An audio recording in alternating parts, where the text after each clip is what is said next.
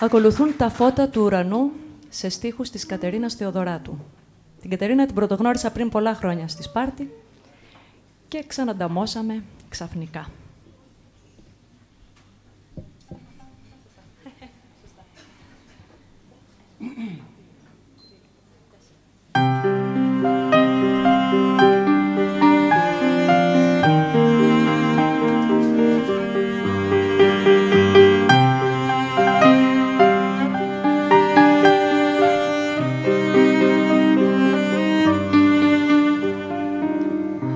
Μαγεμένη απ' τα αστέρια τριγυρίζω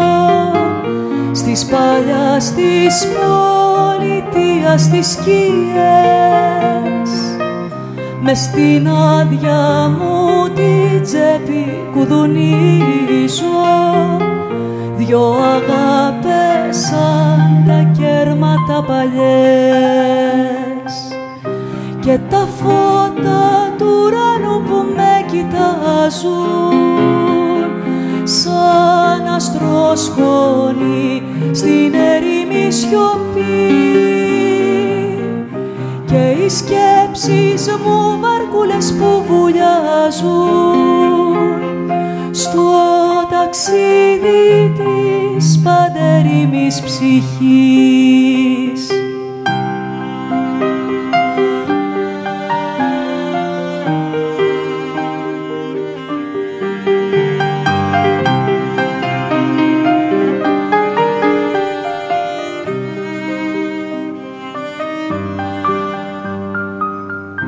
Μαγεμένη με τη λίγη το σκοτάδι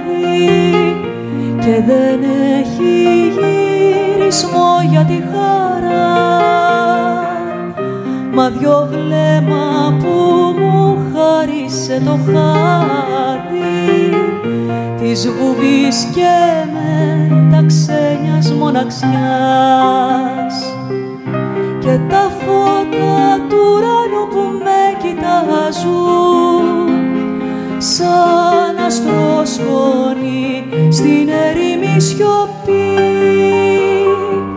και οι σκέψεις μου βαρκούλες που βουλιάζουν στο ταξίδι της παντερήμης ψυχής.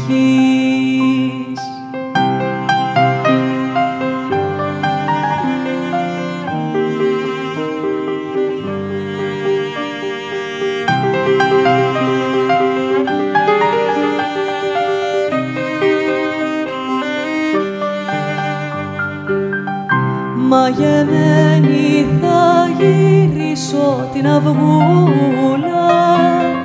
να σου πω μια ιστορία θλιβερή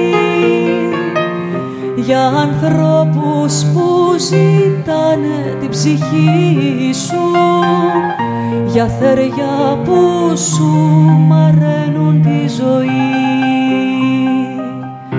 και τα φώτα του ουρανού που με κοιτάζουν σαν αστροσκόνη στην ερήμη σιωπή και οι σκέψεις μου βαρκούλες που βουλιάζουν στο ταξίδι της παντερήμης ψυχής.